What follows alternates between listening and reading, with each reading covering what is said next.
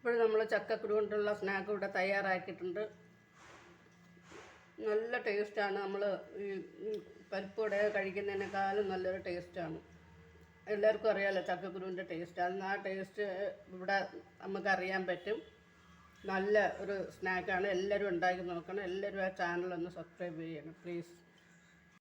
വെളുത്തുള്ളി ചക്കക്കുരു കൊണ്ടൊരു സ്നാക്കാണ് ഉണ്ടാക്കാൻ പോകുന്നത്. ചക്കക്കുരു കൊണ്ട് ഒരു അടിപൊളി സ്നാക്കാണ് ഉണ്ടാക്കാൻ പോകുന്നത്. അതിനുവേണ്ടി എടുത്തിരിക്കുന്ന കുറച്ച് ചക്കക്കുരു, 2 സ്പൂൺ അരിപ്പൊടി, സവാള അരിഞ്ഞത്, ഇഞ്ചി, വെളുത്തുള്ളി, പച്ചമുളക്, കറിവേപ്പില. ഇനി ഈ ചക്കക്കുരു ഒന്ന് പൊടിച്ചുകൊണ്ട് വരാം. ഇപ്പോൾ ചക്കക്കുരു ഇവിടെ അരച്ചുകൊണ്ട് വന്നിട്ടുണ്ട്. അതിലേക്ക് നമ്മൾ എടുത്തു വച്ചിരിക്കുന്ന 2 ടീസ്പൂൺ അരിപ്പൊടി ഇട്ട്. അപ്പോൾ ഈ അരിപ്പൊടി തയ്യാറാക്കുന്നത് എങ്ങനെയാണെന്ന് വെച്ചാൽ, നമ്മൾ അപ്പത്തിനോ ഇടിയപ്പത്തിനൊക്കെ മില്ലിലായാലും വീട്ടിൽ മിക്സിയിലായാലും പൊടിച്ചതിന് ശേഷം വെയിലത്ത് വെച്ച് നല്ലതുപോലെ ഉണക്കണം. നല്ലതുപോലെ നല്ല വെയിലത്ത് വെച്ചതിന് ശേഷം എടുത്ത് അടപ്പിട്ട് സൂക്ഷിച്ച് വെച്ചാൽ നമുക്ക് ഇതുപോലുള്ള പലഹാരങ്ങളിൽ ചേർക്കാം. ഇനി ഞാൻ സവാളയും എല്ലാം ചേർത്ത് കൊടുക്കുകയാണ്.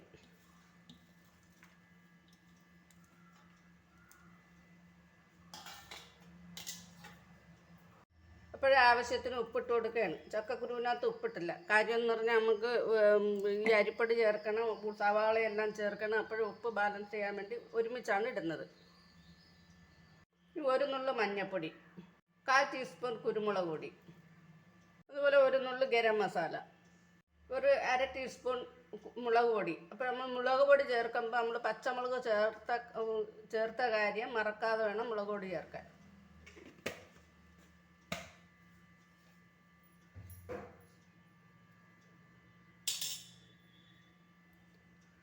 ഇനി ഇതെല്ലാം കൂടെ കൈ കൊണ്ടൊന്ന് ഞവടി യോജിപ്പിക്കാം.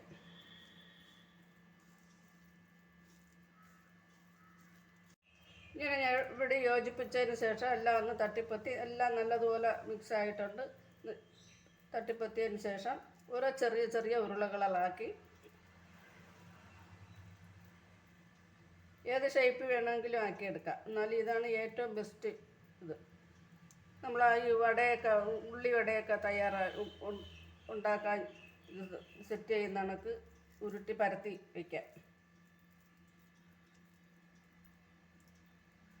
ചെറുതായിട്ട് മതി. ഇപ്പോൾ പെട്ടെന്ന് ആക്കിയെടുക്കാം. ഇപ്പം ഞാൻ എല്ലാം ഇതുപോലെ പരത്തി എടുത്തിട്ടുണ്ട്. ഇതിനി നമുക്ക് എണ്ണയിൽ ചുട്ടെടുക്കാം. പിന്നെ ഞാൻ ഒരു അപ്പച്ചട്ടിയാണ് അടുപ്പത്തേക്ക് വെച്ച് എണ്ണ ഒഴിച്ചിരിക്കുന്നത്. ഈ എണ്ണ നല്ലതുപോലെ തിളച്ചിട്ടുണ്ട്. തിളച്ച് കഴിഞ്ഞ് എണ്ണയുടെ തീയൊന്ന് ലോ ഫ്ലെയിമിലോട്ട് ആക്കിയിട്ടുണ്ട്. എന്നിട്ട് ഇത് ഓരോന്നായിട്ട് എടുത്തിട്ട് കൊടുക്കാം.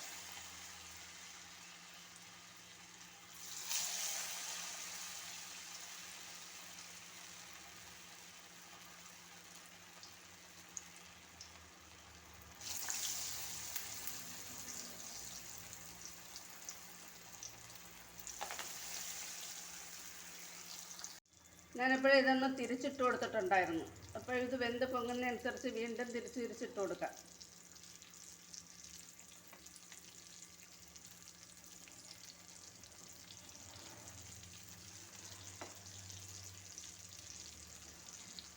ഇപ്പോൾ ഓരോന്നായിട്ട് ഞാൻ ഇവിടെ കോരി മാറ്റിയിട്ടുണ്ട്.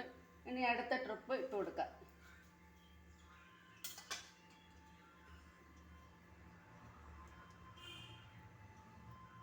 നല്ലതുപോലെ മൂത്ത് എന്നുറപ്പ് വന്നതിന് ശേഷം നമ്മൾ തിരിച്ചിടാവും. ഇപ്പോൾ രണ്ടാമത്തെ ട്രിപ്പ് നമ്മളെല്ലാം നിരത്തിയിട്ടുണ്ട്. ഞാനിപ്പോൾ അരിപ്പൊടിയാണ് ചേർത്തിരിക്കുന്നത്. ഈ അരിപ്പൊടി വെച്ച് പകരം മൈദാമാവ്, ഗോതമ്പ് പൊടി അങ്ങനെ ഏത് വേണമെങ്കിലും ചേർക്കാം. എന്നാലും ഇച്ചിരി കൂടെ ക്രിസ്പി ആയിരിക്കുന്നതിന് അരിപ്പൊടിയാണ് നല്ലത്.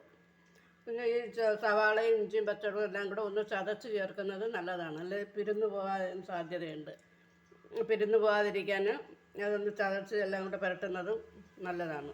എപ്പോഴും എല്ലാവരും ഒന്ന് ഉണ്ടാക്കി നോക്കണം. ചക്കക്കുരുവാണ്, എല്ലാവർക്കും പറ്റും, ഈസിയായിട്ട് ചെയ്യാൻ. അപ്പോൾ എല്ലാവരും ഉണ്ടാക്കി നോക്കണം.